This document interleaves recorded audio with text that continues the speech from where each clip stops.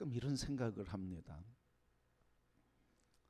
예배드리는 지금 나는 어디에 있는가? 오늘 바쁘게 예배드리기 위해서 오신 분도 있을 것이고, 준비해서 오신 분도 계실 것이고, 아마 예배에 참석하는 모양들은 다양한 모습일 것입니다. 그런데 그 가운데 질문이 생기는 거예요. 나는 지금 어디 있는가? 여러분 지금 어디 계십니까? 어디 계시죠? 아마 속으로는 다 대답하셨을 것 같아요. 지금 하나님 품에 계시죠? 전혀 생각지 못한 답인가요? 저는 예배를 드리면서 하나님이 오늘 이곳에 임재하고 계신다 하는 생각을 마음에 가끔 감동으로 느낄 때가 있습니다. 오늘도 하나님이 이곳에 우리와 함께 계시며 우리의 예배를 받으시며 우리로 인해 기뻐하시며 우리의 삶에 사랑과 위로와 소망으로 넘치게 공급하신 분인 줄 믿습니다. 여러분 그 품 안에 계십니까? 그 믿음으로 예배하는 성도가 되기를 축복합니다. 마지막에 우리가 하나님 나라에 올라가서 하나님을 경배하며 찬양하는 그 아름다운 모습을 그때만 소망하지 말고 이곳에서 늘 예배할 때마다 삶의 자리에서 그 은혜를 누리면서 그 은혜 안에 있는 삶으로 예배를 드릴 수 있기를 소원합니다. 그러면 얼마나 예배가 감격스러울까.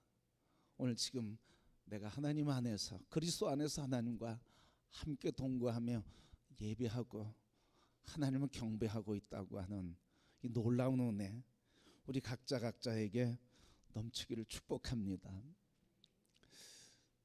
예수님께서 예루살렘 성에 입성하시게 됐습니다.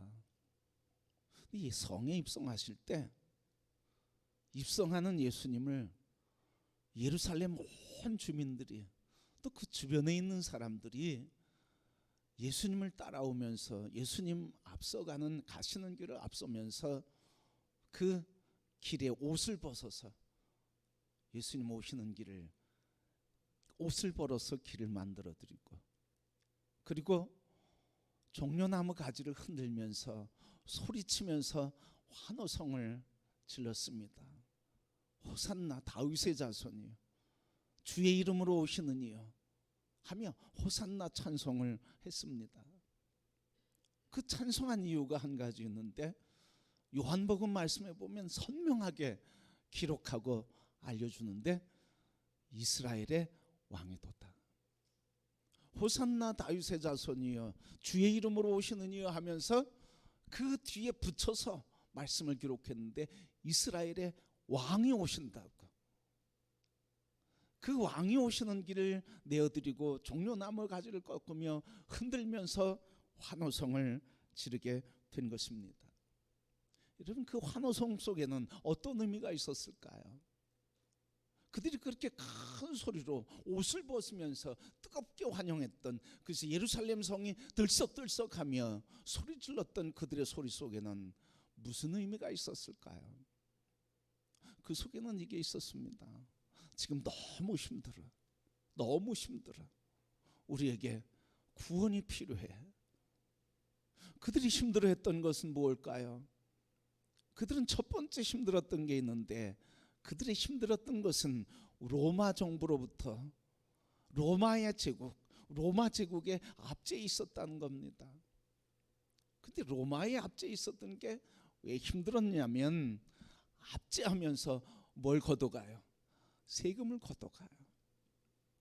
로마에게 세금을 바치는 그 무거운 세가 있었는데 로마에게 바치는 것은 무겁긴 했지만 못 견딜 정도는 아니었어요.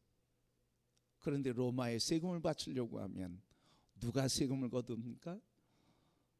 로마를 바치려면 이스라엘을 지배하는 지도자, 정치 지도자들이 세금을 걷게 했어요.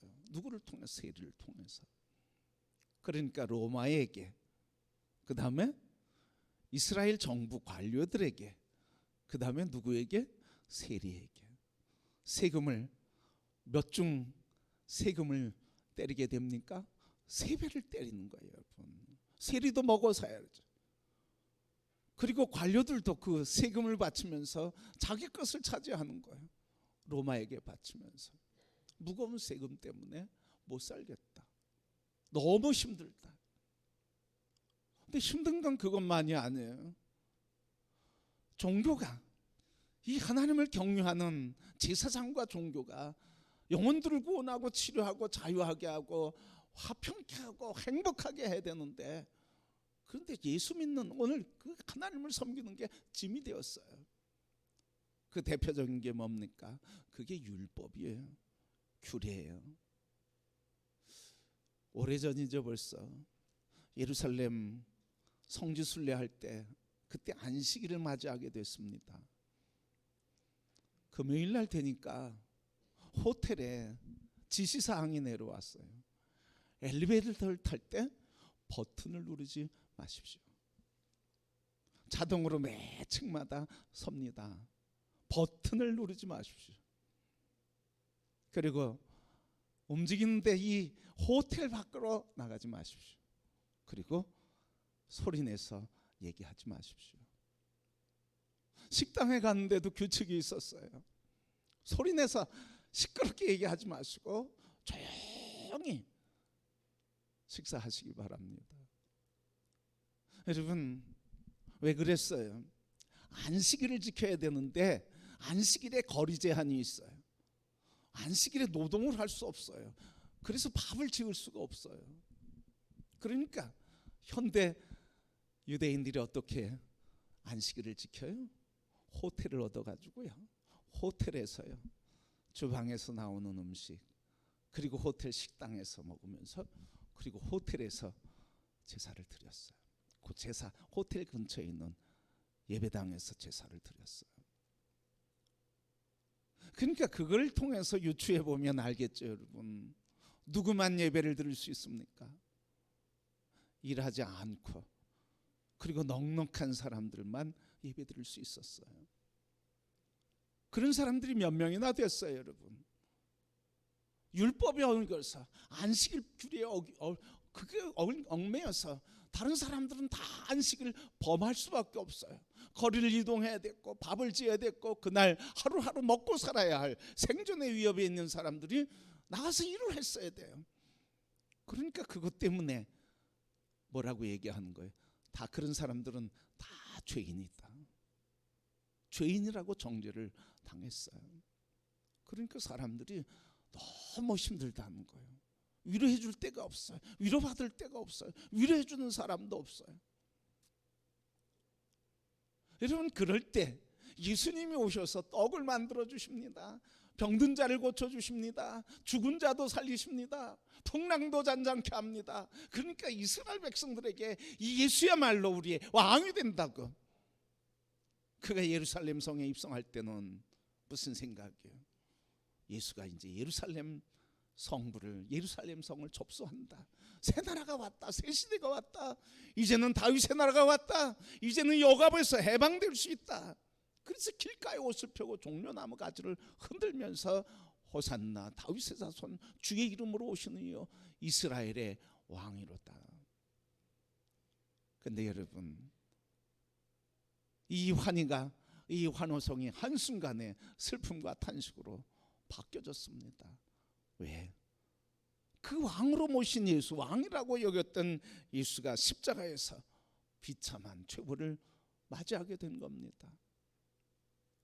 예수님의 죽음은 당시에 이들에게 메시아에 대한 대망이 무너지고, 그리고 삶의 새로운 소망이 무너지고, 절망 가운데 탄식이, 그리고 여전히 어둠의 세력이, 어둠의 세상이 계속된다고 하는 낙심과 절망이었습니다.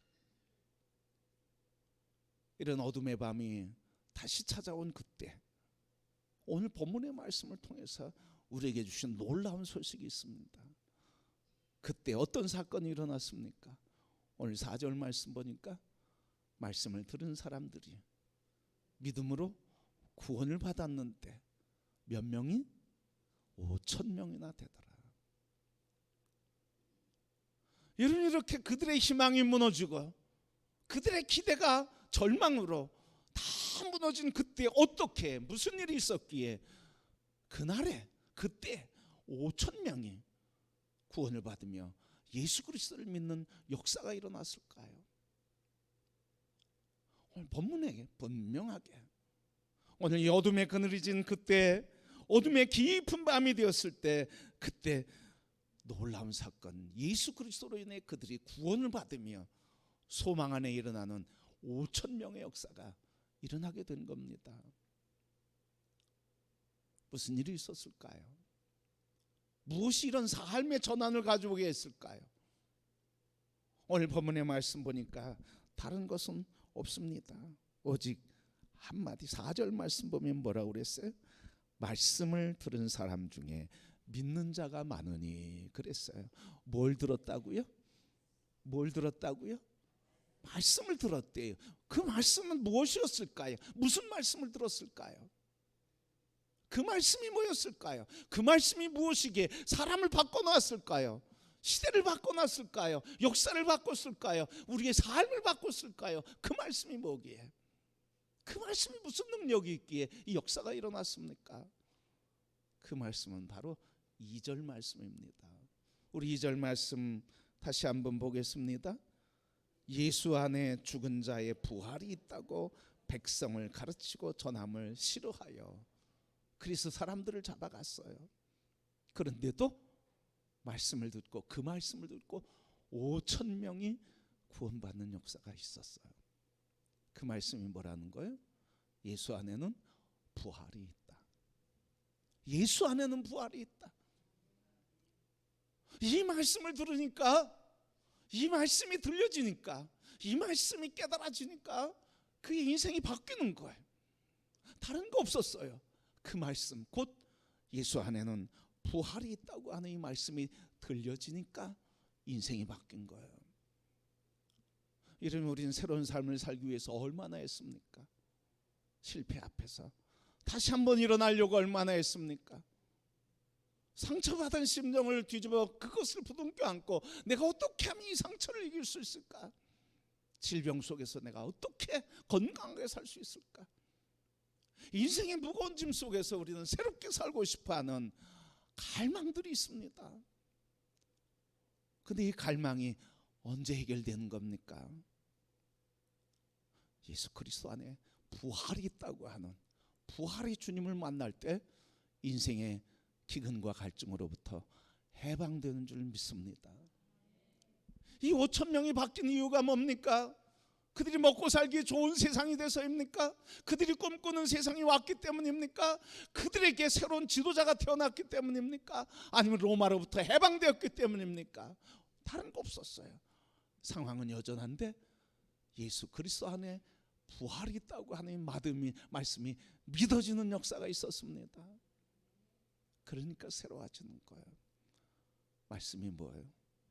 말씀은 능력이에요. 나의 삶을 바꾸고 인생을 바꾸고 나의 환경 속에 도전하며 담대하게 살아가는 능력이 되고 절망 속에 소망을 갖게 하는 능력이 복음이 있습니다. 그렇게 성도 여러분, 오늘 우리가 새롭게 살기를 원하는 힘, 그것은 바로 이 말씀에 있는 거예요. 예수 안에 부활이 있다. 예수 안에 부활이 있다. 나는 그 부활 속에 있다. 그 부활의 주님이 내 속에 있다. 내 안에 부활이 있다고. 예수님이 부활이 내 안에 있다고. 나의 삶 속에 있다고. 나의 문제 속에 있다고. 나의 환경 속에 있다고. 그 믿음을 가질 때 환경을 이기고 문제를 이기고 삶을 승리하는 승리의 삶을 살게 되는 것을 믿습니다. 그래서 복음의 능력이, 말씀의 능력이 예수 그리스도 안에 부활의 믿음이야말로 우리 어두운 밤을 새 아침으로 바꾸는 새 아침의 능력이 되는 줄 믿습니다. 그러게 성도 여러분, 새롭게 살기를 원하십니까? 예수 그리스도의 복음을 붙드는 성도가 되기를 축복합니다. 바로 예수님, 예수 안에는 부활이 있다고 하는 이 사실은 뭡니까? 예수님이 십자가에서 부활하셨다는 거예요. 이거는 창작물이 아니에요, 여러분. 역사적인 사실. 따라해 봅시다. 부활은 역사적 사실이다. 아멘. 역사적 사실이에요, 여러분. 그래서 사도 바울은 뭐라고 그래? 부활의 첫 열매가 되셨다. 예수 그리스도 부활의 첫 열매가 되셨다. 당시 그리스도인들은 뭐라고 증언해요? 무덤에 찾아간 마리아, 빈 무덤을 보면서 천사에게 들었던 얘기를 하며 예수님을 만난 이야기를 하지 않습니까? 그리고 두려움에 떨던 제자들에게 예수님 찾아가셔서 나를 만져보아라, 내가 부활했다고 하는 것을 친히 증거하고, 그리고 승천하시기 40일 전까지 제자들과 함께 하나님 나라에 대해서 가르쳐 주셨습니다. 그리고 보는 앞에서 예수님 하늘로 올리우셨습니다. 이게 뭐라는 거예요? 부활은 뭐라는 거예요? 역사적 사실이라는 거예요. 역사적 사실이에요, 여러분. 부활의 첫 열매가 되셨어요. 그러니 여러분, 절망하고 힘들어하고 아파하고, 그리고 메시아이신 예수 그리스도가 우리의 왕이 된다고, 예수가 우리의 왕이라고 그랬던 사람들이 절망했다가 죽은 자가 일어나고 살아나니까 그들의 고백은 뭐였을까요? 왕은 살았다. 왕은 살았다. 우리의 왕은 살았다. 우리의 메시아의 왕이신 예수 그리스도는 살아나셨다. 나도 예수 안에 있고 나도 살아난다. 그러면서 그들이 지치고 힘들고 살기 어렵다고 하는 모든 문제로부터 믿음으로 난 살았어. 이 문제로부터 나는 이겼어. 절망에서 소망으로, 슬픔에서 기쁨으로, 이제 끝났다고 하는 인생에서 새로운 인생과 새로운 피조물로 일어나게 된 줄 믿습니다. 부활의 주님, 예수 안에 부활이 있다고 하는 믿음, 이 말씀이 믿어지는 거야. 거기에서 변화가 일어난 거야. 성도 여러분, 참 살기 힘든 세상이죠. 무거운 짐들 지고 살아가고 있죠. 우리는 이 세상에서 무엇으로 인생의 안전을 얻으려고 합니까? 조금 돈이 있으면 좋겠어. 그러면 좀 걱정이 없을 것 같아. 좀 더 건강하면 내가 더 원이 없겠어. 내가 실패한 것으로부터 조금만 복구할 수 있다 그러면 난 더 바랄 게 없어. 여러분, 우리 안전을 우리는 자꾸 뭐로 얻으려고 그래요? 좀 더 돈이 있으면, 좀 더 높은 데 가면, 좀 더 성공하면, 좀 더.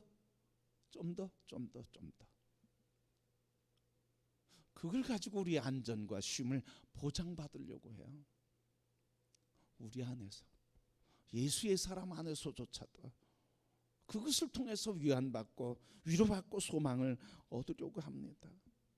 그런데 여러분, 건강도, 재정도, 우리의 명예와 성공도 우리의 인생의 울타리가 되어줄 수 없습니다. 5,000명이 한결같이 바로 예수가 그 안에는 부활이 있다고 하는 이 사실 하나 때문에 인생이 바뀌고 삶이 바뀌고 새로운 소망으로 인생을 살게 되었습니다. 그리고 오늘 우리가 해야 할 일은 무엇입니까? 오늘 우리가 해야 할 일은 뭐냐고요?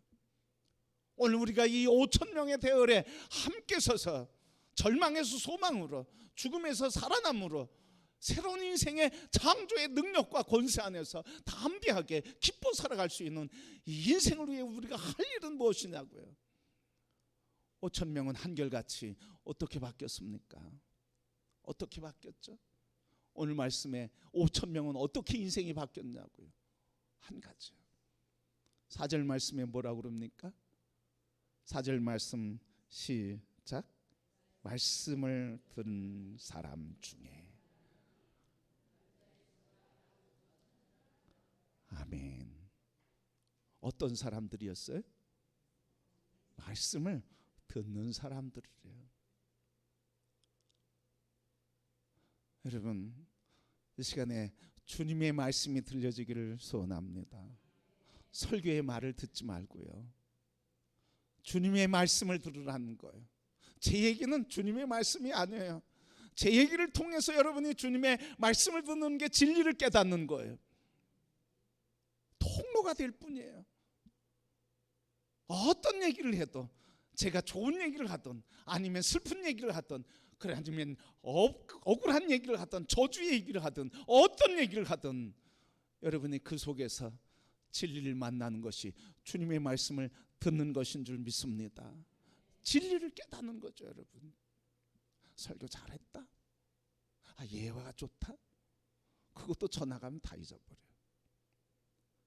여러분, 오늘 이 시간에 어떤 말씀이 선포됐든, 어떤 찔림의 말씀이 있든, 어떤 위로의 말씀이 있든, 인간적인 위로와 인간적인 찔림 때문에 아파하거나 기뻐하지 말고 진리이신 예수 그리스도를 만난 것으로 인해 감사하며 그 말씀 앞에서 무릎 꿇으며 그 말씀 앞에서 일어나는 성도들이 되시기를 축복합니다.